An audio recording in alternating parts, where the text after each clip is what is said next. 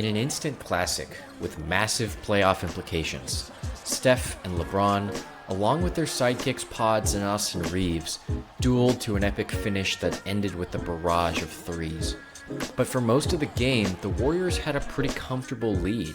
The reason being that Steph repeatedly targeted the future of the Lakers, Luka Doncic.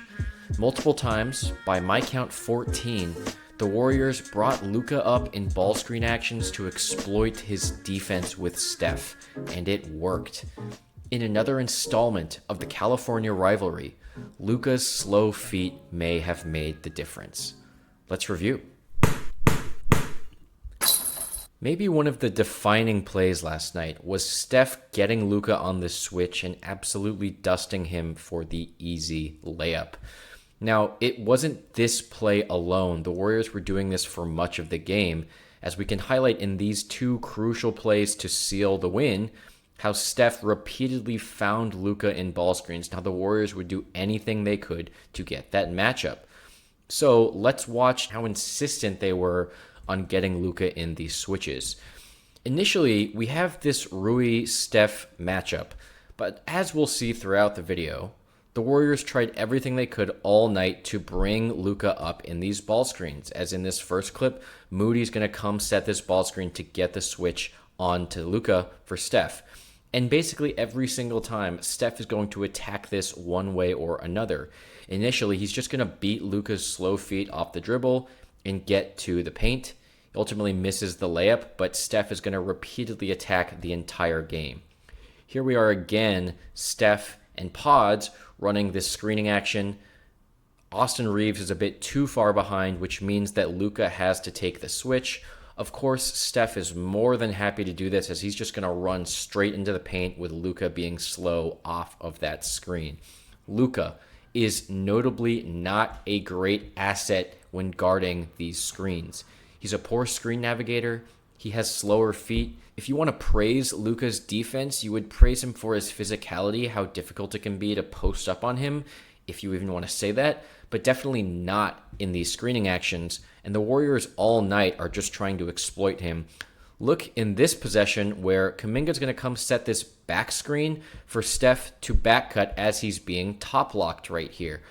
Of course, whenever you're being top locked, the easy counter, as they're not letting you use these ball screens, is just to back cut. But notice that Luka is not really paying attention to Steph's back cut here, which allows Steph to basically run unimpeded into this back area and Guy just thread him the ball. Maybe it's not entirely on Luka, but it's definitely partly on Luka to pay attention to that type of action and maybe switch or prevent Steph from getting that easy back cut. Here they are again. Let's watch Jimmy Butler come set this high ball screen. Who does he have on him? Luka Doncic. After this ball screen, though, Dorian Finney-Smith is going to try and run over because he knows that he doesn't want to give up that switch onto Luka. Because of that, he's going to overcommit to running over this screen. Steph is going to shift this way and then reject that screen by Jimmy Butler and ultimately get that paint touch, which allows him to give a wide open pass to Draymond Green.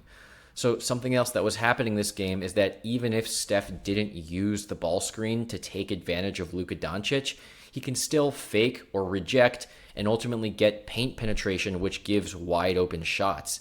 It's not just does Steph cross Luka or something to that effect. It's also, can Steph get into the paint? Can the Warriors penetrate with Luka's weak ball screen defense?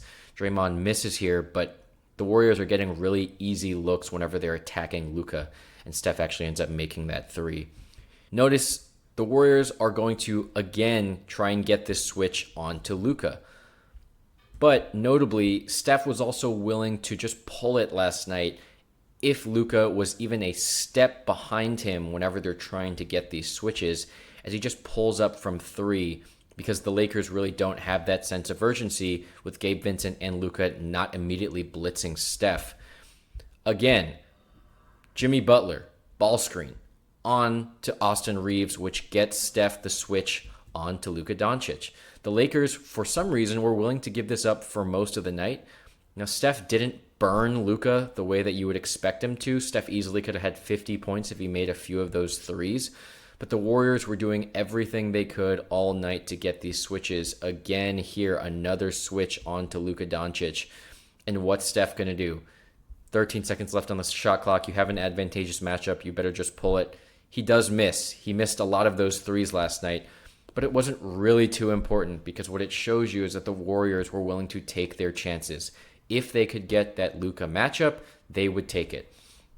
Now, the Lakers tried their hand at avoiding this switch. You can see in this situation, Guy Santos is running up to set this high ball screen for Steph, presumably to get the switch on to Luka. But the Lakers did pre-switch a few times. You'll notice here that rather than Luka following up to the ball screen to defend this action with Guy as his man, the Lakers are just going to switch him with Jared Vanderbilt, meaning that obviously Luka doesn't have to take this coverage and that Steph instead has to deal with Vando. Of course, Vando's a step behind and Steph's able to get penetration anyway, but this essentially avoids the Luka switch. The Warriors still score anyway. Here's another example of the Lakers trying to avoid that switch again, with Guy Santos running up to set this high ball screen on Gabe Vincent. Now, while Luka does initially come up to the screen to defend Steph as he's running around, LeBron is actually going to be the one that takes them as the Warriors are running these staggers here, which means that Luka can take the switch onto Kevon Looney instead, not having to switch off of Guy Santos. And now LeBron can cover and drop on Steph, who's running off this screen from Guy. And of course, he makes a really good pass to Kevon Looney, who's rolling, who's able to find Moses Moody. So I think something to call out here is that even though the Lakers tried to pre-switch or avoid these switches in things like this stagger, the Warriors can still generate opportunities because of the way the Lakers defense is set up on the perimeter. And if the Warriors are able to get any paint penetration, because of the lack of Anthony Davis, there's now a lot more opportunities opening up if they can't get the bucket to find easier kickouts. And of course, that's what they do here. Moody misses that shot, but he makes another one off of that offensive rebound.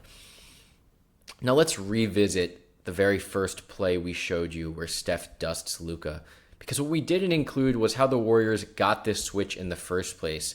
You can see at the beginning, it's Jimmy Butler and Luka, right?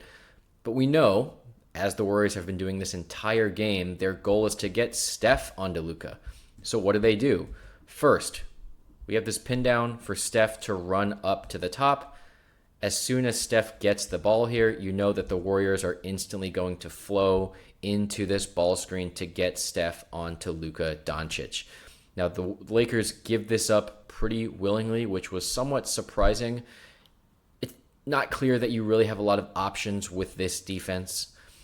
But as soon as Steph gets that matchup, you can see he's just toying with Luka, and then he gets the easy bucket.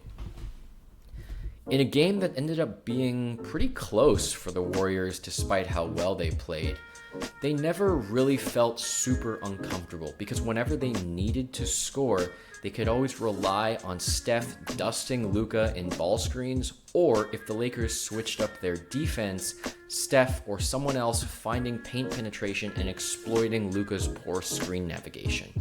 In a potential Warriors-Lakers playoff series, the Lakers are going to have to try and find a way to avoid letting the Warriors continuously exploit Luka in high ball screens.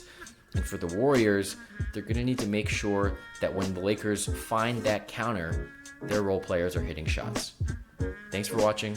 Let us know if you agree.